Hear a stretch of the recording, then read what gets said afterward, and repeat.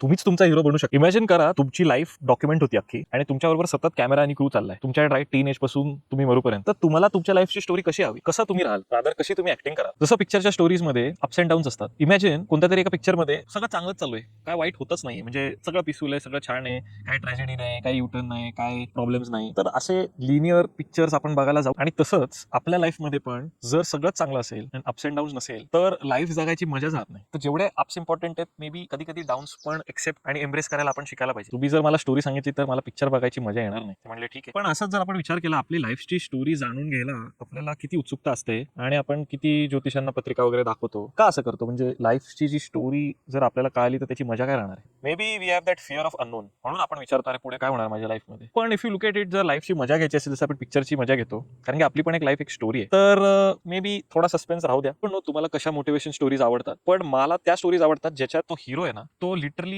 Rock बॉटमवर आहे लाईफच्या खूप घाण फेज मध्ये आणि त्याच्यातून तो बाहेर पडून तो ग्रेटनेस अचीव. तुम्हीच तुमचा हिरो बनू शकतात आणि हिरो बनण्यासाठी तुम्हाला तुमचे फिअर्स फेस करायला लागतील, तुमचे कम्फर्ट झोनच्या बाहेर जाऊन तुम्हाला गोष्टी करायला लागतील. तर तुमच्या लाईफमध्ये हिरो तुम्हीच आहात आणि तुम्हालाच व्हायला लागेल, कारण तुम्हाला दुसरं कोण वाचवायला येणार नाही. तसं पिक्चर मध्ये हिरो दुसऱ्यांना वाचवतो, हिरोला वाचवायला कोणी येत बाहेर कुठेतरी हिरो शोधण्यापेक्षा स्वतःचाच हिरो शोधा ना. आणि जेव्हा तुम्ही स्वतःचा हिरो बनायला लागता ना, तेव्हा ऑटोमॅटिकली तुम्ही दुसऱ्यांसाठी पण हिरो बनतात. That is the beauty of life. तुमचा जन्म तुम्ही डिसाईड नाही करू शकत, तुमचा टाइम ऑफ डेथ किंवा तुम्ही कसं मराल ते तुम्ही डिसाईड नाही करू शकत. असं आपल्याला का वाटतं की त्या फर्स्ट पॉईंट पासून ते लास्ट पॉईंट पर्यंत आपल्या लाईफ मध्ये काय जे होतं ते आपण डिक्टेट करू शकतो किंवा आपल्या म्हणण्याप्रमाणे ते व्हायला पाहिजे. लाईफ आपल्या म्हणण्याप्रमाणे नाही होत, पण आपण सिच्युएशन्सला कसे रिॲक्ट करतो, रिस्पॉन्ड करतो ते आपल्या हातात आहे. तर आपल्याला हिरो सारखं रिस्पॉन्ड करायचं का फेलियर आणि गिव्हअप केलेल्या माणसासारखं रिस्पॉन्ड करायचं, कारण की गिव्हअप केलेला माणूस कधीच हिरो होत नाही आणि ना अशा हिरोला तुम्हाला बघायला आवडेल. तर तुम्हाला स्वतःला तुम्ही जे काय इमॅजिन करता त्याच्यासारखं वागा आणि मे बी जगायला शिका. रिअल लाईफ हिरो किंवा पिक्चरचा हिरो दुसऱ्यांचा वाईट विचार करतो का किंवा त्याला दुसऱ्यांबद्दल जेलसी होती का, तर नाही होत. इनफॅक्ट हिरोवर बाकीचे लोक जेलस होतात. तर लक्षात ठेवा, इफ